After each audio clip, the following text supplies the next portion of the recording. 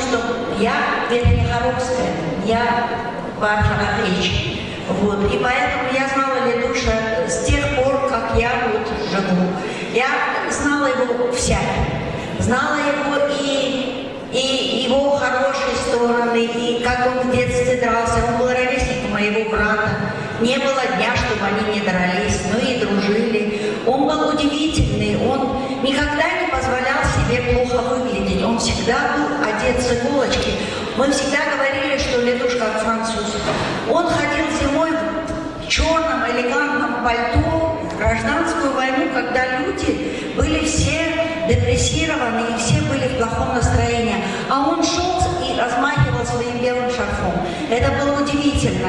Я всегда смотрела на него и училась у него тому, что он вот умел держаться, умел держать удар в любое время дня и ночи. Он был удивительный, он был замечательный. Я всегда сравнивала его, смотрела на него, думала, вот он живой, мы на него смотрим. Но сможем ли мы оценить его в те времена, когда нет? Я его сравниваю с Гомером, с великим слепым античным поэтом, который написал тысячелетия тому назад, и мы знаем историю жизни людей давным-давно, в историческом каком-то периоде. Я его сравниваю с великим Авиценной, который шел по жизни и смотрел на то безобразие, которое творится. Он жил в переходные периоды, это было страшно. Это было страшно говорить, но Авиценна говорил, и также Ледуш. Он не был политиком, он не воевал, он не спорил, он не дискутировал. Он это выражал в своих стихах, в своих песнях. Он выражал это в своих статьях. Читая его статьи сейчас, удивляешься тому, как он был, как он прозорливо смотрел в будущее. Он предвидел все, с чем мы столкнемся сегодня. Он был удивительный. И как-то один раз мы с ним разговаривали, шли с очередного собрания. Машин, как всегда, не было. Это был февраль 93-го года. Зима стояла жесточайшая, было очень холодно.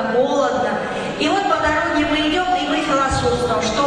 Что характерно для памирского народа, мы любим философствовать всегда. Памирцы созерцатели, великие созерцатели. И он мне говорит об одном великом политике. Он говорит, как ты думаешь, он великий? Я говорю, да, он великий, он разбудил нас. Как ты думаешь, он звезда? Я говорю, наверное, он звезда. Он говорит, ну почему же тогда он требует, чтобы мы убрали облака с его пути? Разве это не его задача? Убрать облака с пути народа. То есть он был удивительный философ, но я никогда не видела, что он вступал в дискуссии или спорил с кем-то.